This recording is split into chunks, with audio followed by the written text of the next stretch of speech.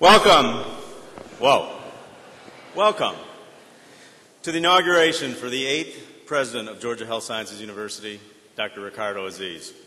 Please stand for the procession of delegates and faculty. The mace is carried by Dr. Jack Yu, Vice Chair of the University Faculty Senate. The processional is played by the Signal Corps Brass Quintet from Fort Gordon. Thank you.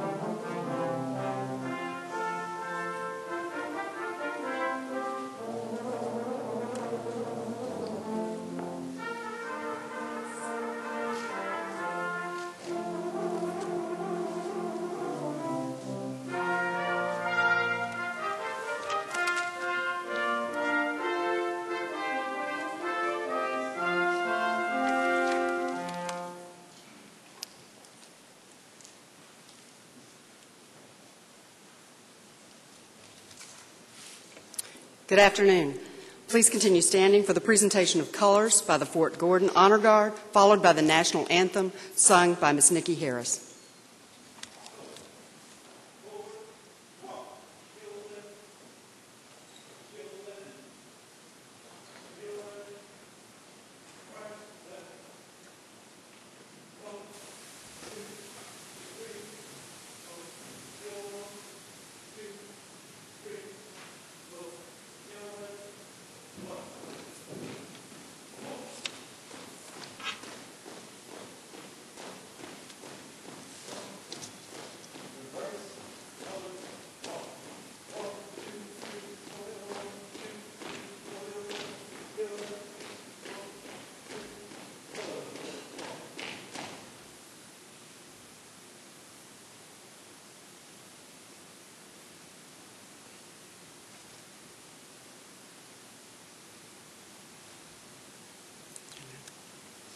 Ms. Harris?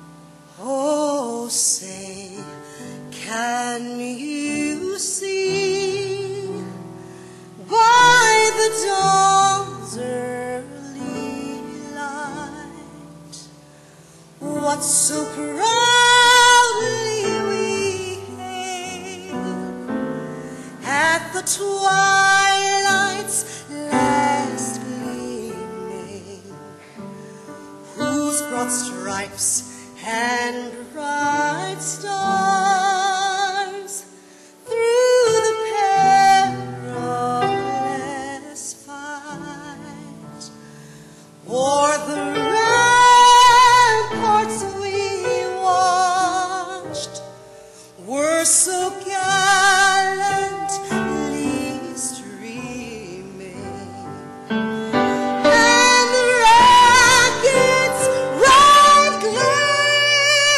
their bounds bursting in air, gave proof through the night that our flag was still there. Oh, say does that star-spangled banner yet wave for the land of the free and the home of the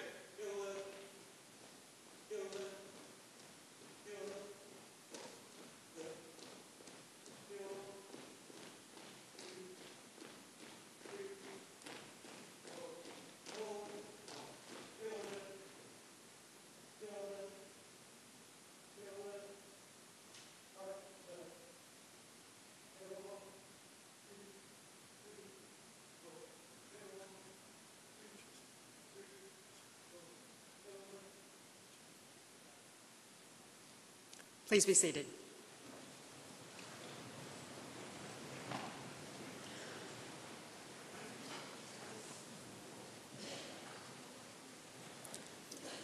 Good afternoon. I'm Gretchen Kaufman, and it's my distinct honor to welcome you to this celebrated presidential inauguration for our institution. I'd like to welcome the many notable, distinguished guests, our faculty, staff, and students, not to mention the family of the man we're here to honor today. On behalf of Georgia Health Sciences University, I'd first like to thank Payne College and Dr. Bradley for their gracious hospitality in allowing us to use this wonderful venue today. Thank you so much for that. I'd also like to recognize other special guests from the Office of Governor Nathan Deal, Michael Schaffer, Deputy Chief of Staff, from the Georgia Legislature, Representative Wayne Howard, Representative Barbara Sims, Representative Quincy Murphy, Representative Gloria Frazier, Senator Hardy Davis, Senator Jesse Stone. From the United States Congress, Representative John Barrow, and representatives from the offices of Senator Saxby Chambliss, Senator Johnny Isaacson, and Representative Paul Brown. From the Board of Regents of the University System of Georgia, Vice Chairman Ben Tarbutton, Regent Dink Neesmith, and Regent Dr. Tommy Hopkins. Also attending is former Regent Jim Bishop, who served as chairman of the Regents Presidential Search Committee, who recruited Dr. Aziz to GHSU. We're also delighted to have Chancellor-elect Hank Huckabee join us as well. Chancellor-elect Huckabee, we wish you great success as you assume the mantle of leadership for the University System of Georgia. From the city of Augusta, Mayor Deke Copenhaver. We're also honored to have with us today representation from the Georgia Health Sciences Foundation and the Medical College of Georgia Foundation. Their support to our university is vital to our growth and continued success. We also recognize our 5 alumni associations representing the 5 colleges within the institution. Also, we wish to acknowledge Dr. H. Gordon Davis, Jr., MCG class of 1945, and his wife, Frances Marion Davis, for their contribution of the original and the newly revised Presidential Medallion and Chain of Office that will be presented to President Aziz in just a few moments. Of course, we often hear it said that behind every great individual is a greater family and support network. It's always good and it's always appropriate at important occasions like this to have friends and family members critical to one's success share in the events of the day. Today we recognize and salute members of President Aziz's family. His wife, Mrs. Cindy Aziz, his children, Ashley, Jonathan, and Mallory, and his mother, Dr. Nita Baumgartner. In addition, many other important members of Dr. Aziz's family and his network of friends and professional colleagues traveled long distances to be with us today, and we're grateful for your presence.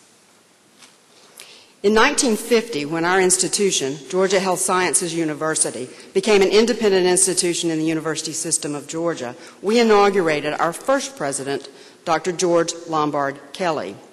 And I think it might be worthwhile to take a moment now in celebration of this presidential lineage to which we'll add today to acknowledge a very special member of the Georgia Health Sciences University family, a woman who has celebrated with all 8 presidents of this institution, from Dr. Kelly in 1950 to this ceremony today, who has devoted 60 years of service to her alma mater, as an alumna, a faculty member, a leader, and now as Georgia Health Sciences medical historian, and that is Dr. Lois Ellison.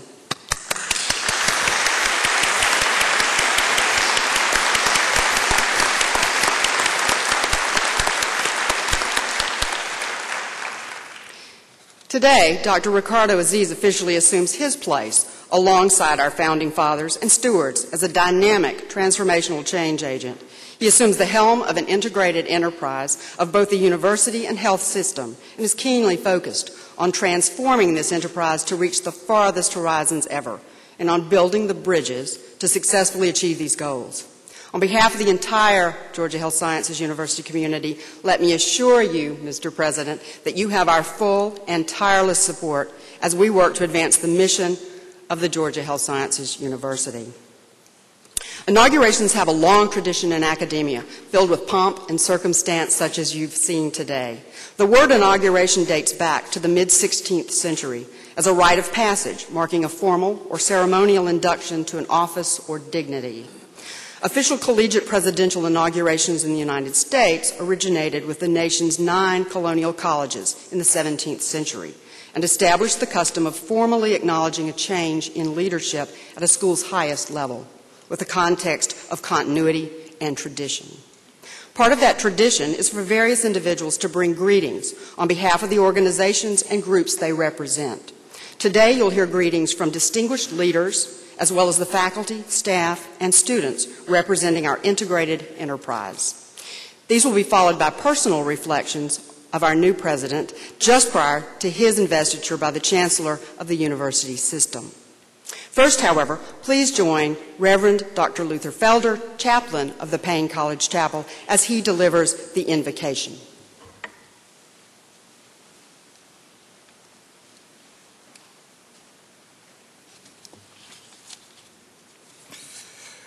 Join me as we pray together.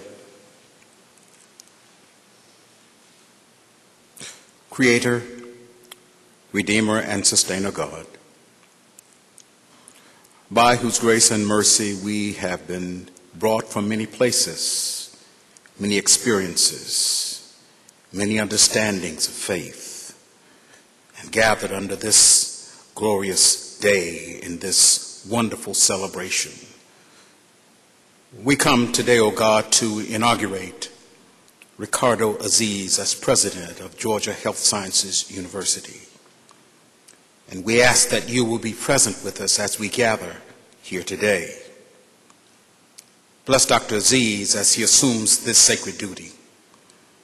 Bless also, Lord God, those who will work with him, the faculty, the staff, the students, the greater Augusta community, and communities around the world, and the Georgia University system, as they seek to build bridges through transformative leadership. We give you thanks for Mrs. Aziz and his children and family members who gather with us here today, and for the faculty and others of this great institution. May the legacy of healing and hope for which Georgia Health Sciences University is noted be realized in a greater measure through the bridge-building efforts of this man of faith, and through those with whom he works. May all of us become instruments of your peace, and may new meaning also be accomplished in health care and community, so that peace and justice may be manifested in places where they are now unknown, and that your patience and mutual understanding will enable us to accomplish greater hope. We celebrate this day, O God, in your spirit, and we move from this place into service in that same spirit. Amen.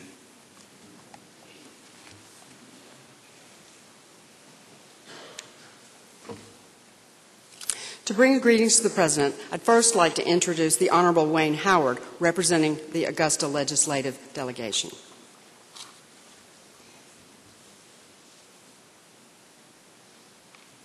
Dr. Good afternoon, and welcome to the great state of Georgia. And I'm sure the mayor will welcome you to the city, but I'll do likewise since I'm a part of this also. To the members of this Board of Regents and the Chancellor Davis, Chancellor-elect Huckabee, special guests and friends of the Georgia Health Sciences University, members of the GHSU community, and President Aziz. On behalf of the Augusta Legislative Delegation and our colleagues from across the great state of Georgia who serve in the General Assembly, I bring you greetings and congratulations on this great historic day in this inaugural occasion. I would like to make a prediction here that during these inaugural ceremonies that you'll probably hear some of words like fostering dialogue, creating partnerships, and engaging the communities. These themes are extremely appropriate, and collectively we applaud the efforts of President Aziz, as well as his leadership team, for placing a central focus on reaching out to build bridges throughout the state and throughout this community.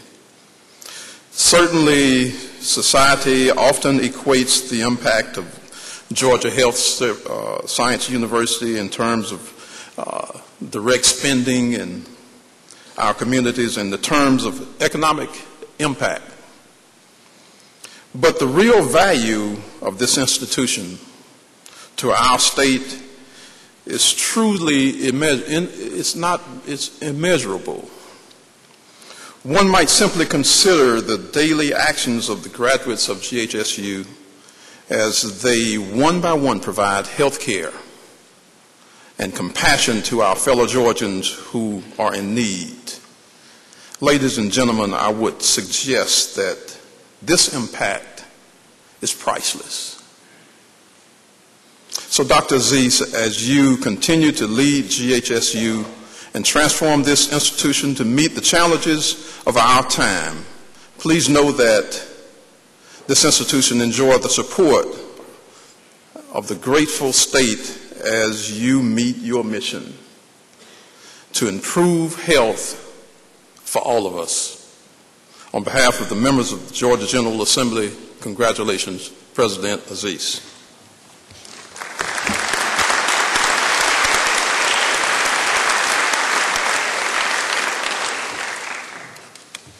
Thank you, Mr. Chairman. I'd now like to invite the Mayor of Augusta to the podium, the Honorable Deke Copenhaver, to bring greetings on behalf of the Augusta community. Good afternoon. It is my great honor and privilege to bring you greetings on behalf of the City of Augusta on this momentous and historic occasion. This week to me has been a watershed week for the City of Augusta. I believe that we're entering a great awakening, a new era of enlightenment in our city. I saw it on Wednesday at the dedication of the Judicial Center and the courthouse. I see it here today as these two institutions join together here in this historic chapel for the inauguration of Dr. Aziz. I believe that this new age of enlightenment will be led by men with vision like my friend Dr. Aziz, like my friend Dr. Bradley here at Payne College, and I am truly excited about the future of our city. I feel a sense of mutual collaboration growing within the City of Augusta as these institutions work together, and I believe that the greatest days for our city, for Georgia Health Sciences University, for Payne College, and for our state as a whole lie ahead. I cannot tell you today how proud I am to have the opportunity to say congratulations to my friend Dr. Aziz and to be an Augustan. Thank you so much.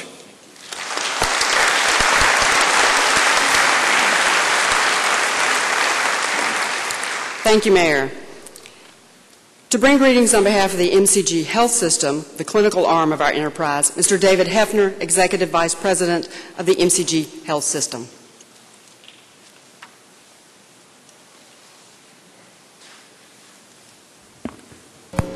Regents, trustees, Chancellor Davis and Mrs. Davis, Chancellor-elect Huckabee, Mrs. Aziz, Ashley, Jonathan, Mallory, all the extended Aziz family members and visiting friends, ladies, gentlemen, invited guests, distinguished colleagues, I am delighted to be here and honored to be here to provide the greetings for all the caregivers and health professions and share a few words and observations about our 8th president, Dr. Ricardo Aziz, and our first president under the banner of Georgia Health Sciences University. In a historical context, an inauguration is a formal ceremony to mark the beginning of a leader's term of office. The most common usage of the term is in the context of a formal investiture, whereby an individual assumes an office or position of authority or power. The inaugural address, which we will be listening to shortly, is the presidential speech given at this ceremony, which informs the people of his intentions as a leader. By way of foreshadowing President Aziz's address, I wanted to draw upon a luminary much more qualified and eloquent than I to sum up this moment. I offer you two quotes from the Irish playwright George Bernard Shaw that shines additional light on this inauguration. The first quote is from the 1903 four-act drama Men and Supermen, where he writes, the reasonable man adapts himself to the world. The unreasonable man persists in trying to adapt the world to himself. Therefore, all progress depends on the unreasonable man. And the second quote is from the 1921 play Back to Methuselah, wherein he writes, I hear you say why, always why. You see things and you say why. But I dream things that never were, and I say, why not? Many of you have had the distinct pleasure of meeting, interacting with, or listening to President Aziz. Surely have experienced Mr. Shaw's contemplations firsthand. In the first quote, Shaw is reflecting upon the virtues of the reasonable man, adapting and molding himself to the world's demands. By the way, what you and I would refer to as normal and commonplace, or after thinking, provide a thoughtful retort when considering that one must adapt himself to the world, we would of course say that's the way it should be. But Mr. Shaw goes on to distinguish the unreasonable man not as one without rationality, but as one who is intent upon shaping the world to a purpose and vision. In the second quote, Shaw says that while some may continually be questioned why this and why that of the current circumstances and the likely course of events, there are others who are actively leaning into the dreams of our future and saying, why not? My own pedestrian way of saying it is, if it was easy, it already would have happened. With today's complexities and challenges, it surely is not easy, and therefore the future is uncertain, and it takes someone who's willing to begin with what they see as being possible, what is not merely an extension of the past, but what could be and what may to many others occur as being unreasonable, and answers to himself and others, why not? And then proceeds to alter the physical universe, to have that future vision and purpose manifest itself in measurable and definable outcomes. That, my friends and distinguished guests, is why Ricardo Aziz is the 8th president of this outstanding university, and why the regents and citizens of Georgia are counting on him to create and fulfill a bright and unimaginable future. President Aziz, I and others look forward to the journey with you. Thank you.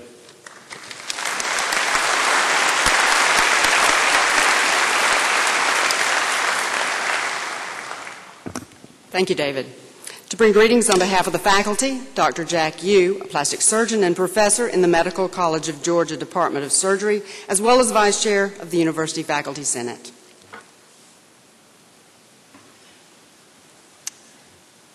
Thank you, Dr. Kaufman. Good afternoon. On behalf of the University Faculty Senate, with all the professors and instructors from 5 colleges and the Greenbrier Library of Georgia Health Sciences University, we welcome you, Mr. President, and we pledge to you, our 8th President, our complete and undivided support. Together, under your leadership, we will transform our institution into a world-class research university and make Augusta, Georgia a destination for advanced biomedical innovations and delivery as well as education of health care. Now, I do not know what your mom and dad had in mind so many decades ago when they named you Ricardo. I understand they're both very distinguished PhD scholars, one in anthropology and one in high-energy particle physics. But I believe they named you well, and they made a wonderful choice, because Ricardian economics, sometimes known as classical economics, describe how to break down barriers in order to improve comparative advantages.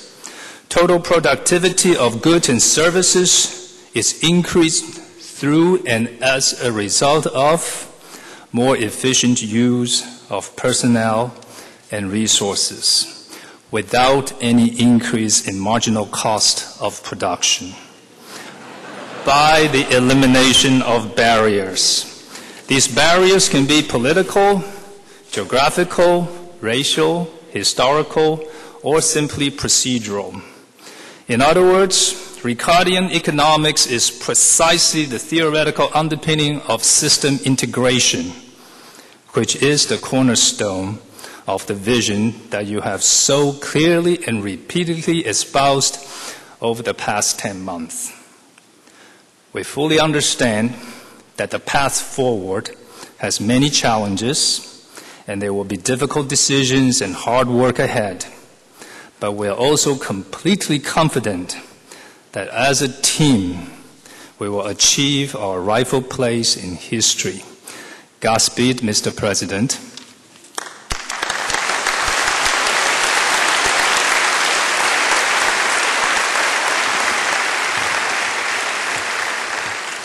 Thank you, Jack. Trust you to get right to the heart of what's in a name. To bring you greetings on behalf of the students, the lifeblood of our university, Ms. Ashlyn Dumas, the President of the Student Government Association.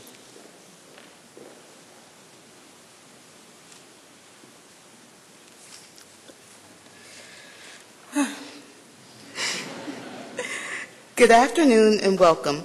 On behalf of the students of Georgia Health Science University, I would like to congratulate Dr. Ricardo Aziz on his first 324 days as president here at GHSU.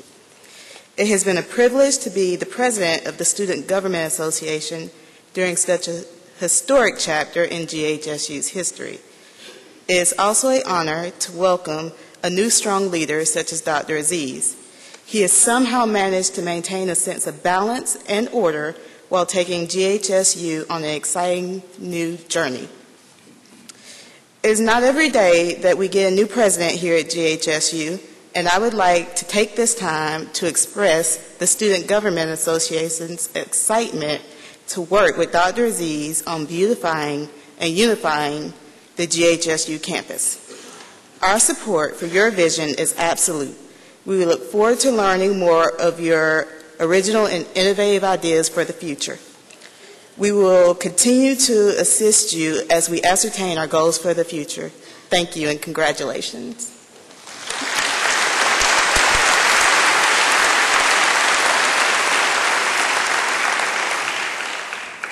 Thank you, Ms. Dumas. To bring greetings on behalf of the staff, the core and backbone of our institution, Ms. Dana Seymour, Chair of the GHSU Employee Advisory Council.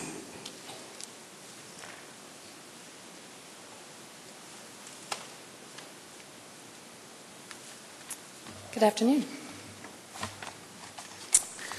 It is with great pleasure on behalf of the employees and the staff at the Georgia Health Sciences University to welcome Dr. Ricardo Aziz and his family to our fine institution. It is indeed refreshing to have such an empowering man at the helm of our professional future. When I first met Dr. Aziz, it was during his interviewing process with the Employee Advisory Council. And we had put together a list of what we thought were pretty tough questions for him, which he addressed without hesitation. But the most memorable moment was at the close of our session when he looked at each of us and said, you have the power to make changes. This place cannot run without you. We left that session feeling pretty good, pretty inspired, feeling like, okay, we can do this. And then we found out he had said the same thing to the student council and the faculty senate. But he was right. It will take all of us We each have the power to make things happen, and collectively, we can become the leading academic health center and one of the top 50 research institutions. But it will take all of us. That is the future Dr. Aziz has challenged all of us to strive for, and that is the future that the staff will support you with. So welcome, Dr. Aziz. We look forward to continuing our climb to the top with you in the lead.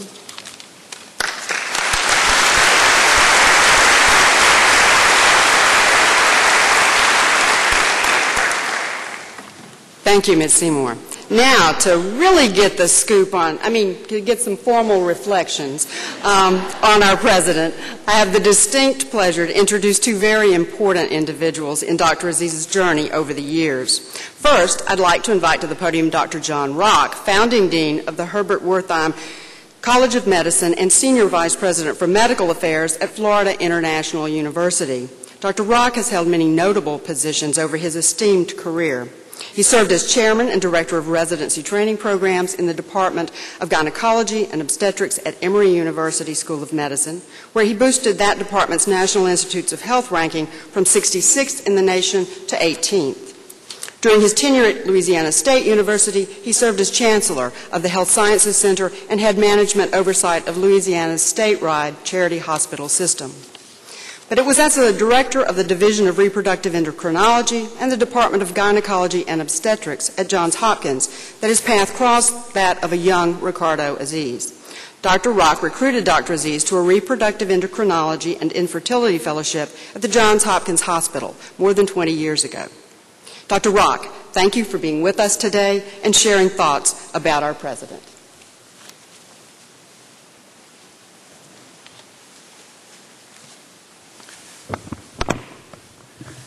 Thank you very much, Provost Kaufman. Chancellor Davis, Chancellor-elect Huckabee, members of the Board of Regents and trustees, members of the faculty, deans, chairmen,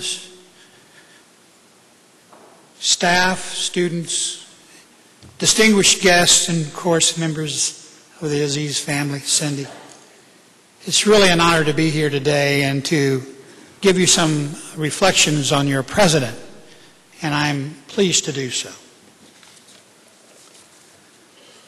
Centuries ago, a man named Jonathan Swift, who is perhaps best known as the author for Gulliver's Travels, said, "Vision is the art of seeing what is invisible to others." And President Aziz embodies that sentiment, both literally and figuratively. Not only does he have the foresight and imagination to see the potential and bring it to fruition, he is also a gifted artist, always creating new ways to meet challenges, unseen challenges, in the healthcare arena.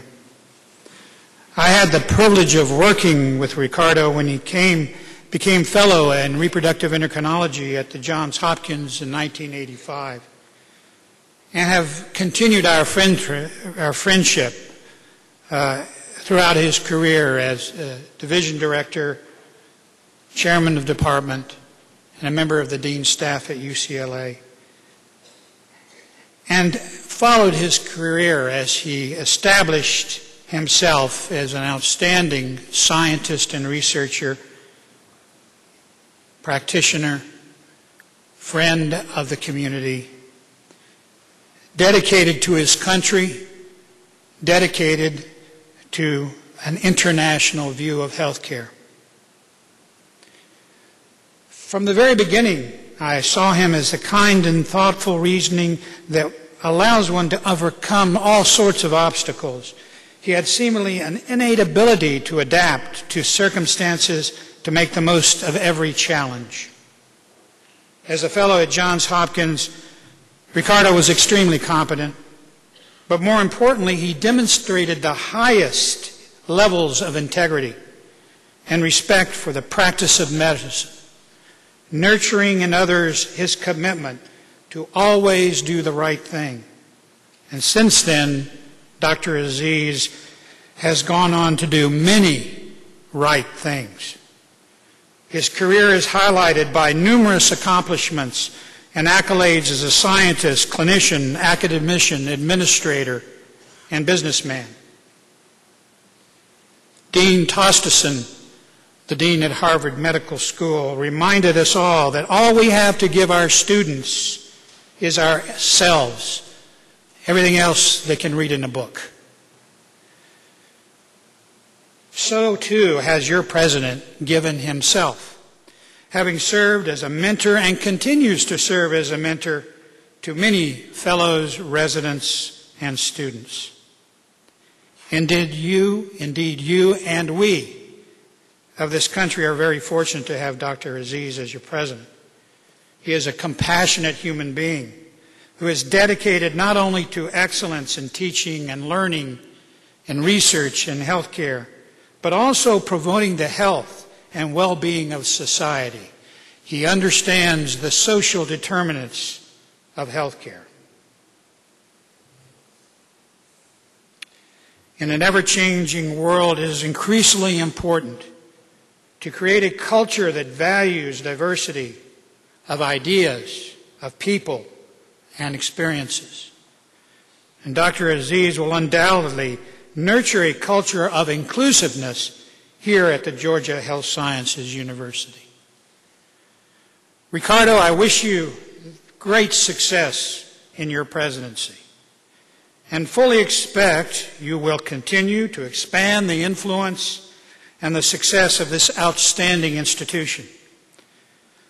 I can assure all present that your president will always have the success and well-being of Georgia's health sciences on his mind. Thank you very much.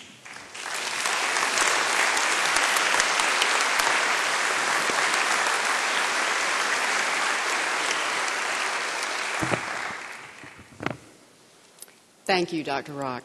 Next, Dr. Gautam Chowdhury will provide his personal reflections on Dr. Aziz. Dr. Chowdhury is Distinguished Professor and Executive Chair in the Department of Obstetrics and Gynecology at the David Geffen School of Medicine, University of California, Los Angeles. Like Dr. Aziz, a reproductive endocrinologist and infertility specialist. Dr. Chowdhury completed his MBBS from Calcutta University in India and subsequently his MD from the All India Institute for Medical Sciences. He then obtained a doctorate in pharmacology from London University under the mentorship of Professor Sir John Vane, who won the Nobel Prize in Medicine in 1982. Last year, Dr. Chowdhury was awarded the President's Distinguished Scientist Award by the Society for Gynecologic Investigation, the premier scientific society for gynecologists. Dr. Chowdhury, as a mentor, colleague, and good friend of President Aziz, we're so pleased to have you with us today. Ladies and gentlemen, please join me in welcoming Dr. Chowdhury.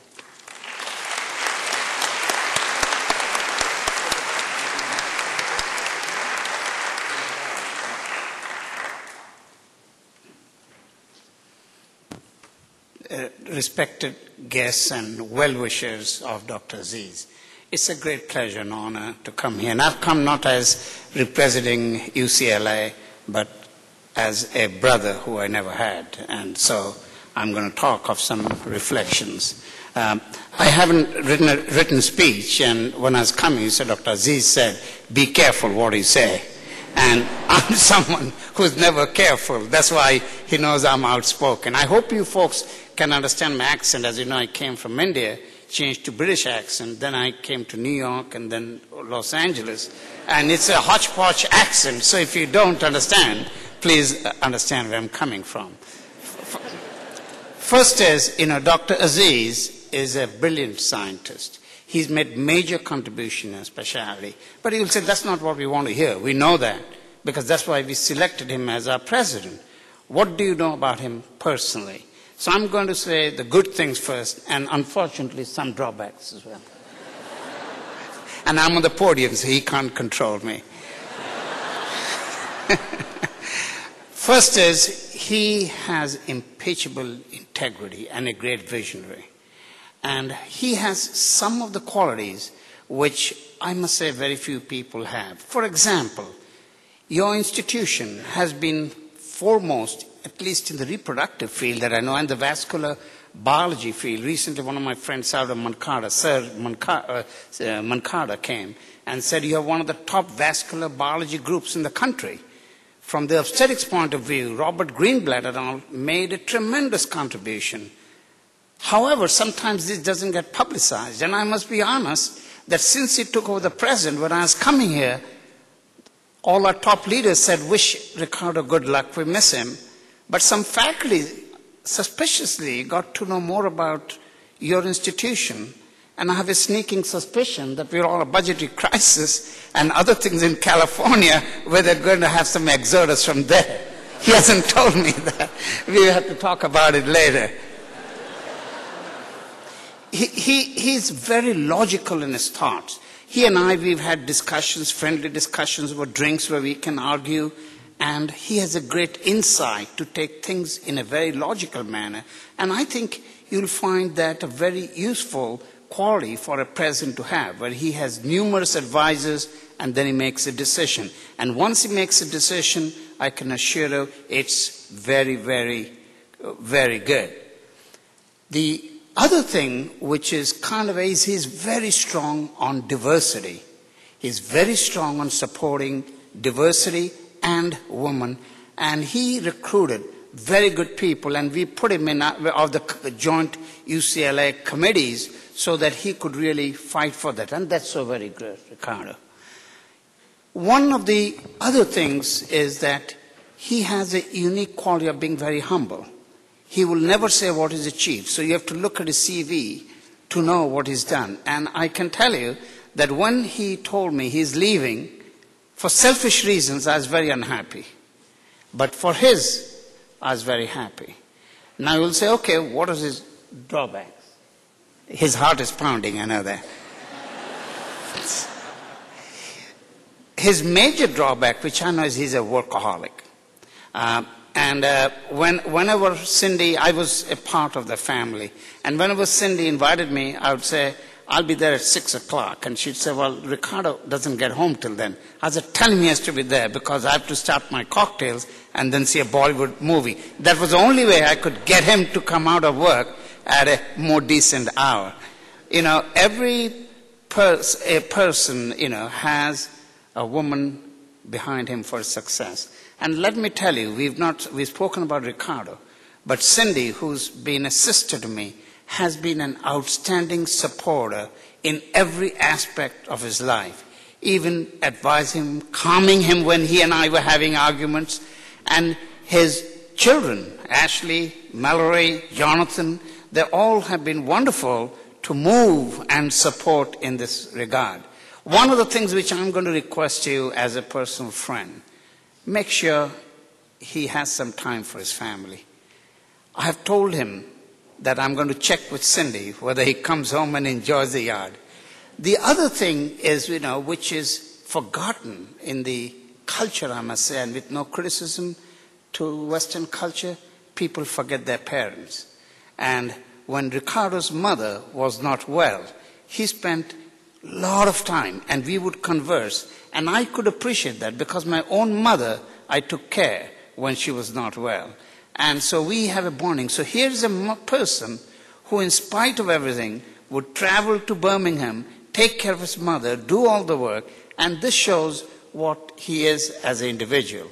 So I will say it's a great pleasure and honor for me to have a friend who has risen to this. And I can tell you that he will build this up, and I'm sure that people will try and grab him from here. But you have to make sure he stays. He has committed. He's going to build this place, and I'm sure he's going to take it further up than what you already are, which is a great institution. Thank you very much indeed.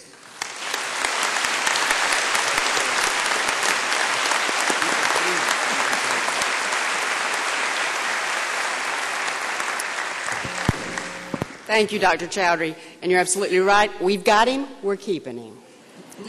It's now my pleasure to introduce the Chancellor of the University System of Georgia, Errol B. Davis, Jr., who will perform the investiture ceremony. Chancellor Davis is responsible for the state's 35 public colleges and universities, approximately 302,000 students, 40,200 faculty and staff, and an annual budget of approximately $6.3 billion. The university system also has administrative responsibility for the Georgia Public Library Service, which manages the state's 58 public library systems.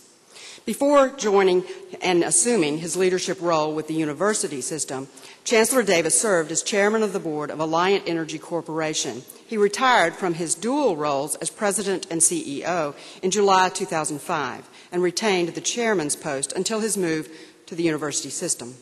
His higher education experience includes serving as a member of the University of Wisconsin System Board of Regents from 1987 to 1994, and as a former chairman of the Board of Trustees of Carnegie Mellon University. He presently serves as a member of the Southern Regional Education Board and the Board of Trustees of the University of Chicago. During his tenure as Chancellor, Errol Davis has done an admirable job of bridging two very different worlds, the private sector and the academy, commercial culture, and American higher education. He's made great strides in getting our university system focused on efficiency, process improvement, and accountability, without losing sight of the primary purpose of colleges and universities, that is, to educate society to solve the problems of the future. Please join me in welcoming Chancellor Errol B. Davis, Jr.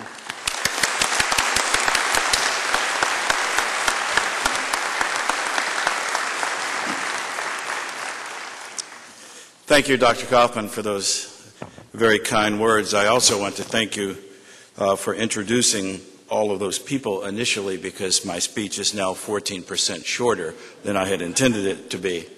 This is truly a great day at Georgia Health Sciences University, and I am pleased to join all of you here today in celebration of the inauguration of Dr. Ricardo Aziz as Georgia Health Sciences University's 8th president.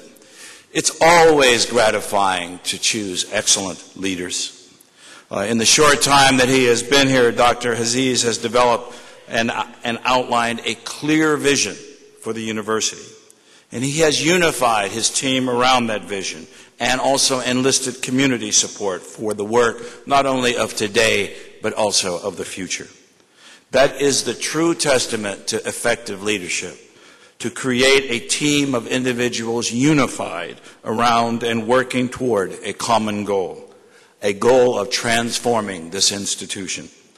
Let me also note that Dr. Aziz has this team and this university working early and working late to accomplish this vision. I was told that by a number of staff members. And while visions are always crucial, results, of course, are the real benchmark. And Dr. Aziz is already demonstrating results on many levels as he seeks to integrate the university and its education, research, and clinical programs. He is branding Georgia Health Sciences University's name throughout Georgia, nationally and even globally, as a leader across a broad spectrum of health sciences. As Dr. Aziz has noted in remarks to the public and the press, he is organizing the university around the goal of fundamentally transforming itself into a world-class public health sciences university. As a long student of leadership, I applaud Dr. Aziz's efforts to create throughout the university a culture of transformational leadership. Leadership, as Dr. Aziz understands, is not just about direction from the top. It is about creating an organization where individuals throughout the organization sense the power and the responsibility they hold to help achieve a true transformation. While accountability for leadership may ultimately rest with the person or entity responsible, in this case, the Board of Regents, the practice of transformational leadership must exist at every level of the university. Dr. Aziz is focused on creating that environment right here at Georgia Health Sciences University. Dr. Aziz is committed and passionate about ensuring that Georgia Health Sciences University continues to grow and serve this community, this state, and most importantly, its students. He will lead this institution to even higher levels. He is the right person to engage this campus. He is the right person to engage this community. He is the right person to lead Georgia Health Sciences University at this important and challenging point in its history. Now, Dr. Aziz, please join me at the podium. I want to share a few thoughts with you. Dr. Aziz, many people put their faith and trust in the Chancellor and the Board of Regents to make the correct decision when selecting a president.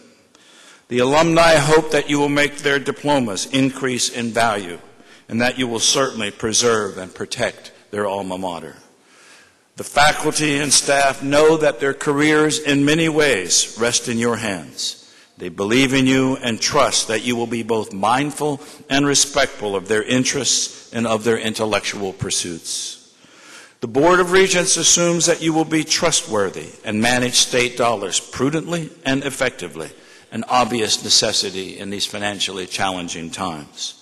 Further, the board assumes you will protect and preserve these magnificent, diverse, and rapidly growing facilities. Some of the state's largest investments have been put in your care.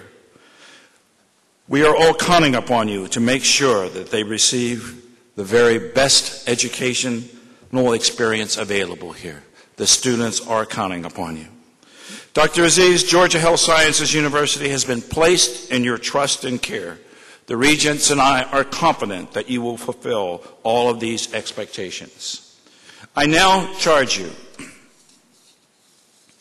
I charge you to preside with firmness and fairness, but always with humaneness over the affairs of Georgia Health Sciences University.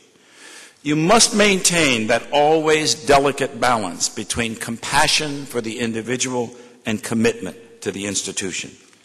I charge you to use your stewardship of this institution to create an even higher level of academic and leadership excellence. I charge you to maintain and to defend at this institution a climate that encourages the search for truth and an expansion of the limits of knowledge. Do you, Dr. Aziz, accept these charges? I do.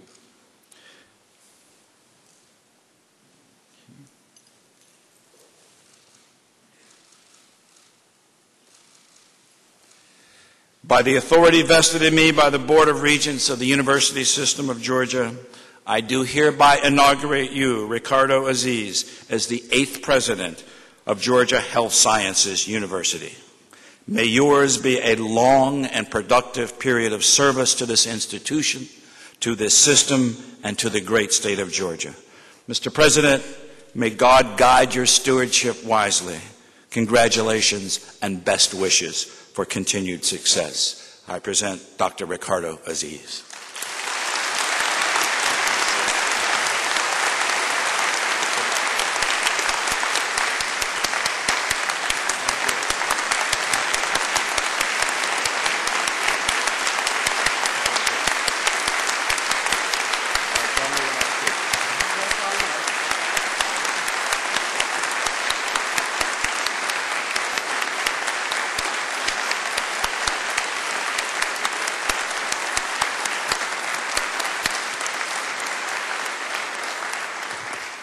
And now it's my pleasure to introduce to you for his remarks in this August day, our President of the Georgia Health Sciences University, Dr. Ricardo Aziz.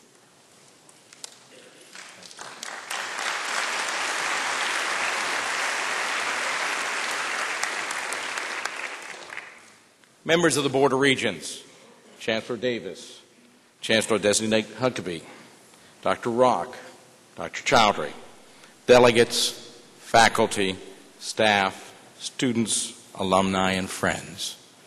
Thank you all for gathering on this red letter day in the life of Georgia Health Sciences University, and this a very happy day for my family and I.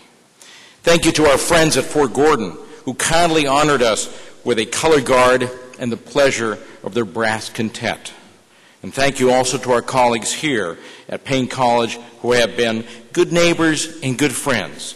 Thank you for opening your doors to the GHSU community and allowing us to hold this investiture in the lovely Gilbert Lambeth Chapel. When Dr. John Wesley Gilbert and Bishop Walter Lambeth, the gentleman after whom this chapel is named, met in London in 1911 before embarking on missionary work in the Congo, Dr. Gilbert asked the bishop, "What shall our relationship be?" And Lambeth replied, "We shall be as brothers." That same sense of fellowship, of shared commitment to a cause and to each other exists in academia. So to all the presidents and representatives from other universities who have joined us this afternoon, I am very proud today to stand with you as we advance our shared mission of education, discovery, and service.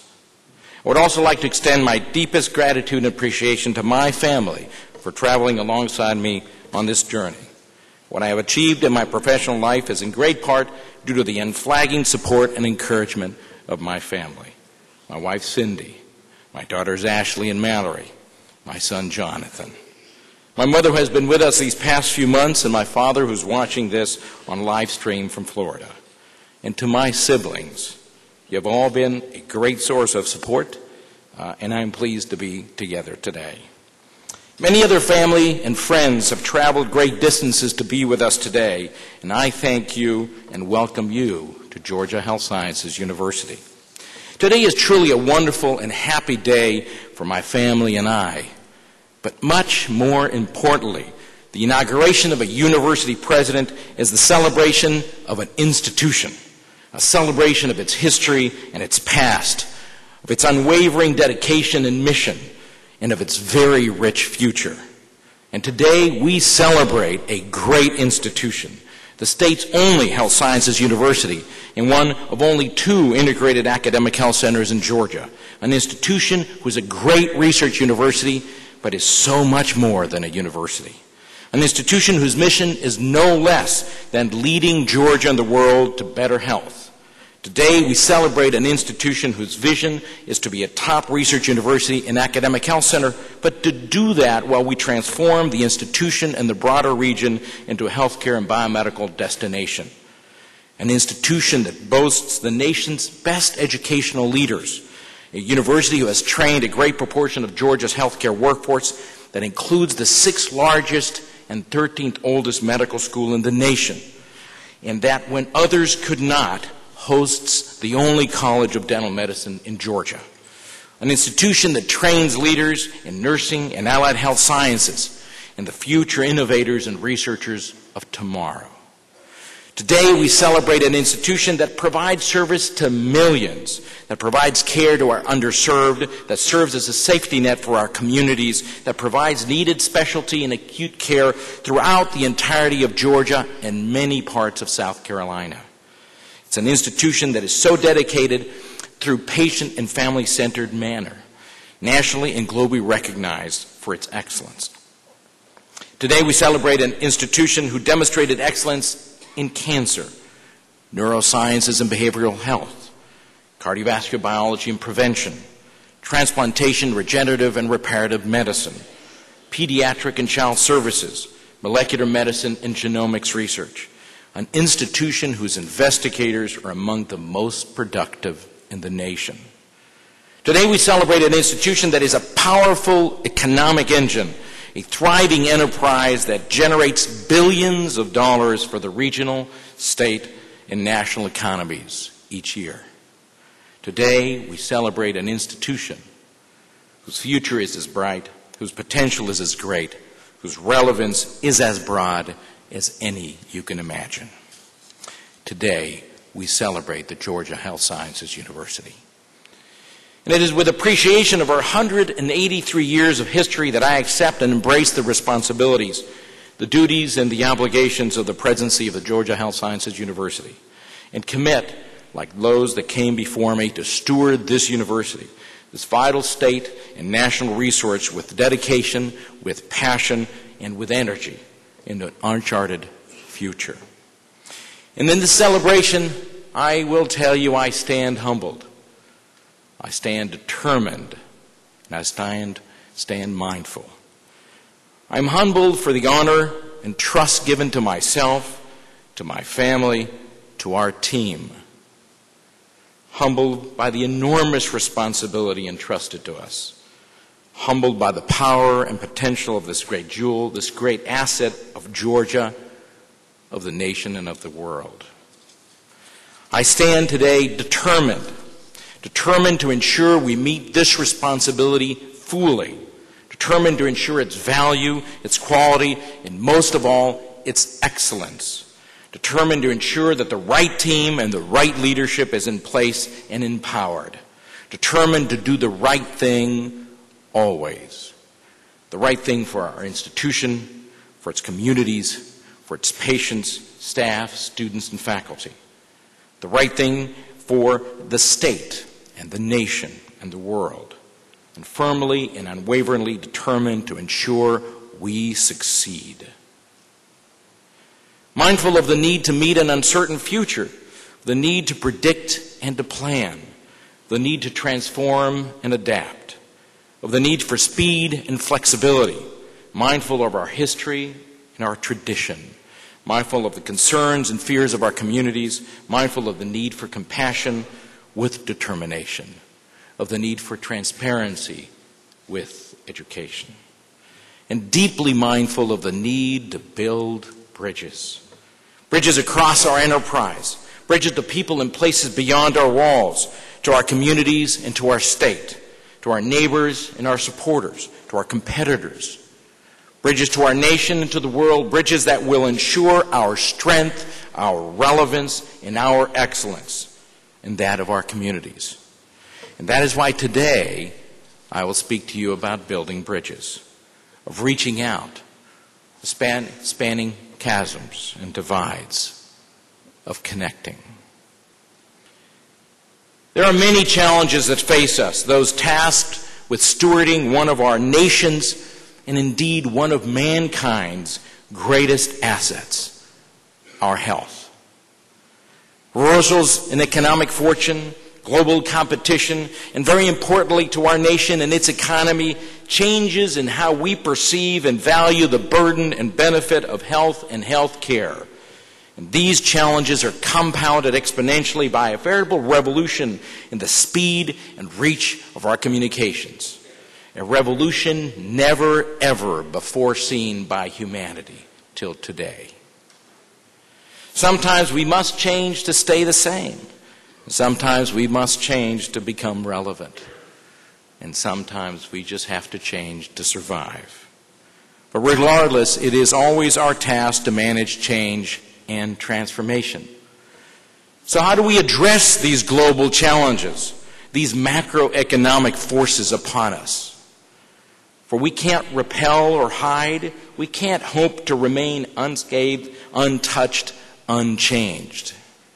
So we must embrace, analyze, understand, incorporate, and eventually supersede those challenges through transformation. So today's challenges do require transformative leadership.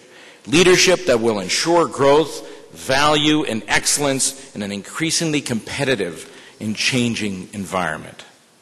And the many challenges facing today's leaders call for many skills and many competencies. Leaders today must understand and respect history while being future-oriented and visionary. They must be firm, yet adaptable. They must be relationship-oriented, yet analytic. They must formulate strategy and understand tactic. They must be politically savvy, yet not be impeded by partisanship or bias. They must identify and manage risk while avoiding stagnation and complacency. They must be able to read tea leaves and interpret smoke signals while identifying those opportunities always present in a crisis. They must be determined yet compassionate and understanding. They must ensure fiscal sustainability while fostering growth and innovation. They must lead from the front, but not care too much about their own security. But a key skill in today's transformative leadership is the ability to build bridges. And when I speak of building bridges, I speak of building, of creating something greater than the sum of its individual parts. It is much more than merely bringing elements together to create a whole. It is about synergizing and crafting the new. It is about ensuring competitiveness, but in a new and innovative manner. It is about reinventing. And bridges is a metaphor for the myriad links and strategies available to us to create and build a greater good through partnerships and collaborations, through integration and merger, through relationships and recruitment. No longer are academic health centers solely institutions of higher learning. Today they are economic engines, health systems with countless partnerships with physicians and healthcare providers, with state, federal, and local entities, with communities close and far. Harnessing the great power of these institutions will require that we build bridges across our enterprise, embracing all our constituents. And we have built many bridges in the last 11 months. We have brought together the disparate parts of our university and created an integrated academic health center, one of only 2 in Georgia. And we accomplished this integration in short time. And we did this by understanding that timing and pace are critical, by giving voice to all members of our university, by maintaining the fiduciary independence of the corporations comprising our university, by leveraging our top leadership, double and triple hatting them while ensuring their responsibility to all, by pressing forward while maintaining flexibility in the particulars of a unit's strategic integration, by increasing the role and development of clinical leadership and the governance and voice of our health system, by ensuring continued communication and transparency, by providing immediate and continuing forums for interaction, by empowering interim leadership, by harnessing the power of our internal and external communities, and by choosing the right leaders. While there is yet much to be done ensuring cultural as well as structural alignment, we are well on our way to building a great many bridges across our enterprise, ensuring we become the force we are destined to be. And as we create a great enterprise through integration, we need to begin to think of new ways in which we can leverage and grow the clinical and academic enterprises, of building novel bridges within our enterprise. For example, contemporary deans and chairs have been burdened with the task of developing and managing our educational, research, and clinical missions. But this belays the reality that academic leaders have varying strengths, and hence wisely and insightfully, they often rely on others to lead the disparate initiatives and missions of their units. And today we build new units within our enterprise that will help us harness further the power of the whole, to build and address the challenges of tomorrow. These units come in a variety of colors and names: service lines, institutes, research centers, clinical centers of excellence, each with a different but specific focus, and each with a varying mix of clinical, research, and educational accountability. And so today's deans and chairs will continue their long tradition of embracing new partners on their way to accomplishing the missions of their departments, be they service line, institute, or center directors, and bridges will need to be built across academic and clinical boundaries, ensuring that all leaders are accountable for and all are celebrated for the fortunes and successes of the broader enterprise. For even if one sailor does not care about the safety of the whole ship, it surely risks sinking it. And we should also be reminded that the university does not stand alone. No university can succeed without the success of its diverse communities. For the success of its communities fosters the retention and recruitment of its faculty, staff, and students, fosters the economic growth necessary to support its activities, and fosters the political will and alignment necessary to support it. And for the Georgia Health Sciences University, a powerful and unique entity with statewide and regional missions, our communities not only represent our immediate locality, but they represent the entire state of Georgia and many parts of South Carolina. And bridges must be built with all of these communities. Bridges that speak of mutual benefit, bridges that speak of synergy, bridges that speak of partnership, and bridges that leave behind the all too frequent query, what's in it for me? Because this question belays the fact that we are often an invisible good, towering behind the health and wealth of our communities. And the question belays the reality that bridges are two-way streets. And so it is the responsibility of all leaders of our university and of our communities to ensure that the word is out, that all understand the great asset that we are privileged to have here today. And the bridges must be built across our research and discovery enterprises. For the problems we address today, these common yet complex disorders and diseases that rob us of health, wealth, and time, require novel, collaborative, and global approaches to solve. For today's innovation requires that we create synergies and partnerships between laboratories, departments, schools, institutions, and communities. The formation of cross-departmental, cross-school, and even cross-institutional institutes and centers is one such clear mechanism, fostering the interdisciplinary, multidisciplinary, and transdisciplinary approaches needed today. But so is the development and training of translators within our university, individuals trained to recognize and foster the development of novel translational collaborative approaches. And the need to accelerate the translation of our research and discovery speaks to the need to build bridges with our patients and our communities. Speaks to our need to develop promotoras, lay individuals trained to engage our communities in the research that ultimately helps improve their health and their life. And speaks to the need to train nurses and allied health professionals who may serve as anchors for our community-based and patient-oriented research. There is great risk in not building bridges. It allows isolation, separation, segregation, seclusion, and insular thinking. But there is also great risk in not building our bridges well. So as I speak about building bridges, I will leave you with some principles. Bridges are bidirectional. Bridges should speak of mutual benefit. Otherwise, they're either an intrusion or an invasion. Bridges are bidirectional, but are not necessarily built to equal extents. One party or another may have a better situation, better resources, or simply a greater drive to build these bridges. Before building a bridge, the ground has to be ready on both sides. While we should recognize that timing is critical, this does not obviate the need to find ways to induce goodwill on barren soil. We must not ignore the fact that much preparation and groundwork precedes the building of a bridge, and which often may be as simple as reinitiating dialogue.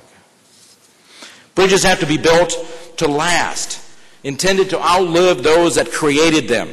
While our Constitution was built on the personalities and strengths of our forefathers, it was also built to last well beyond each of their lives and reach.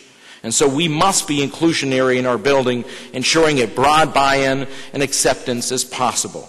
And in addition to building new bridges, we must preserve those bridges that others have built before us and which are meant to last.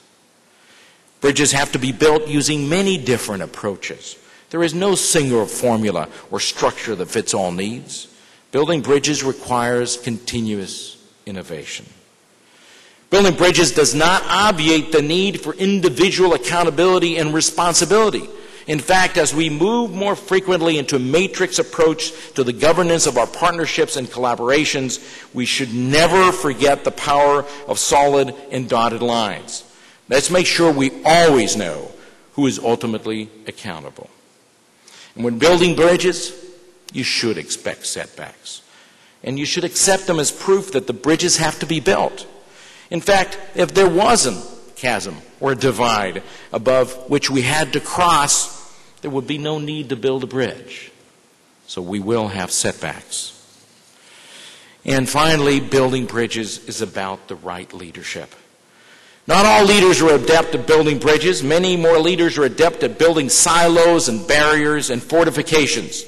Leaders who build bridges that last are few and are those who can put their egos on hold, who can see beyond superficial differences, who can provide and understand varying perspectives, who can seek and thrive on common ground, who understand the need for determination and doggedness, who understand and know that the truth comes in many colors, and that your truth may not be that of others, who can understand and appreciate the past while envisioning a different future, and who can stress fairness above all, including personal comfort and privilege.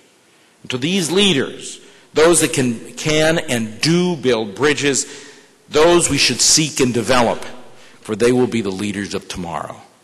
And so in building bridges, we will build a greater enterprise, more than the sum of its part, a greater community, more than the sum of its people, and a greater state, more than the sum of its budgets. For in building bridges, we will build a greater and new tomorrow. And finally, let's remember, while I and my family are deeply appreciative of your support today, today is not my day. Today is our day to celebrate the past, the present, and the very bright future of our university, the Georgia Health Sciences University. Thank you.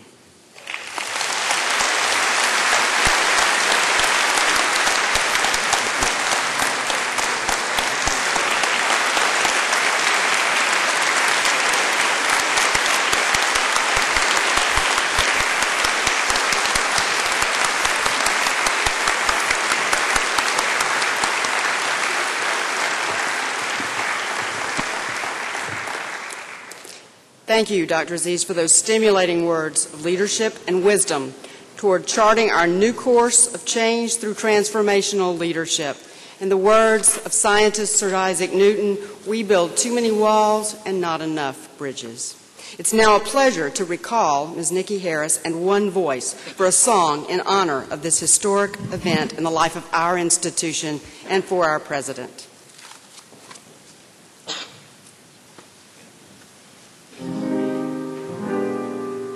What an amazing and uplifting day this has been, an afternoon it has been. And President Aziz, we say to you, congratulations. We appreciate you, and we thank God for you. And we want you to know that all that has happened to you and is happening to you is but a tip of the iceberg of what God has in store for you and for the Health and Science University. We know this, and we hope we encourage you today to do all that you can do and be the best that you can be.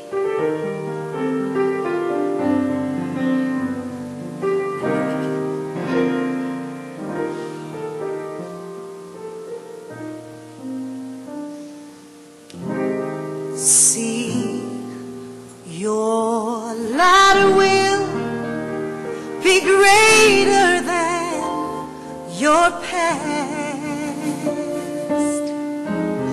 Right now, you are being blessed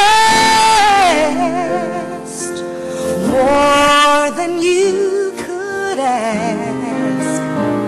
But despite all that has been done, I believe your best is yet to come, and your ladder will be greater. Your ladder will be greater. Your ladder will be greater than your past. Your ladder will be greater than your past. Right now, 'cause you are being blessed more than you could ask. And despite all that has been done, I believe your best is yet to come, and your ladder will be greater.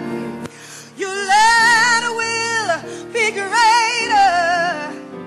Your ladder will be greater than your past. Come on, y'all. Your ladder will be greater than your past. And right now, we want to encourage you and say, 'cause you are being blessed. All these spaces are here for you, more than you could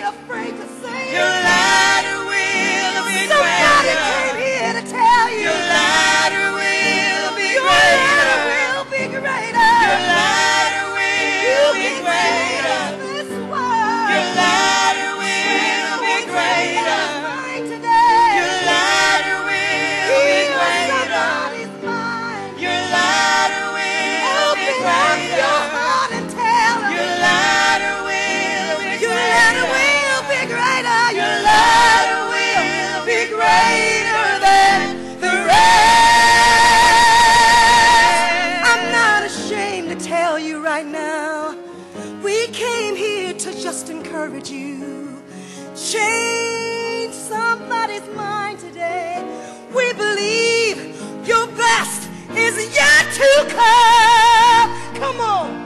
Your best is yet to come. We want to tell him your best is yet to come. I believe it for you. Your best is yet to come.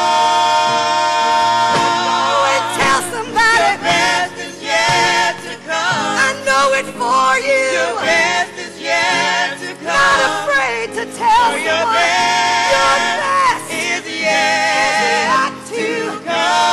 I'll believe it for you. Your best is yet to come. Your very, very, very best is yet to come. Believe it for us, Lord. Your best is yet to come. Tell somebody your best is yet to come. I got to tell you your best is yet to come. Not ashamed to tell the world God has it for you. God is changing your life right now. Your best is yet to come. Your very, very, very your best is yet to come. Your best is yet to come. Your best is yet to come. Oh, yes it is, yes it is, yes it is, yes.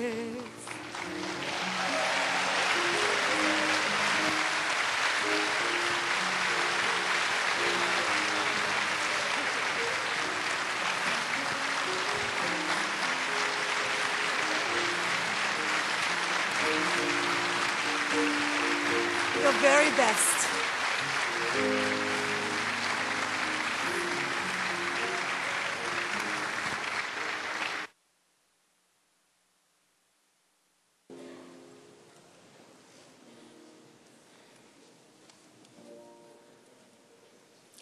Wow. Thank you so much for that. Today marks formally what is truly the start of a new era of Georgia Health Sciences University, and we are thankful to be under the guidance of a strong and dedicated leader in Dr. Ricardo Aziz. I'm sure you can sense the passion and commitment that emanates from our president. This energy will be harnessed to transform our institution, to bridge new horizons and achieve amazing goals. We look forward to the future and the success we are sure to achieve following the leadership of this dynamic and vigorous man. Thank you for your attendance at the inauguration of President Ricardo Aziz. We invite you to attend a reception in your honor, at the President's home, 920 Millage Road, following this ceremony. At this time, please rise for the benediction by Reverend Jeffrey Flowers. We'll then retire the colors and have the recessional. Thank you and good afternoon. Flowers.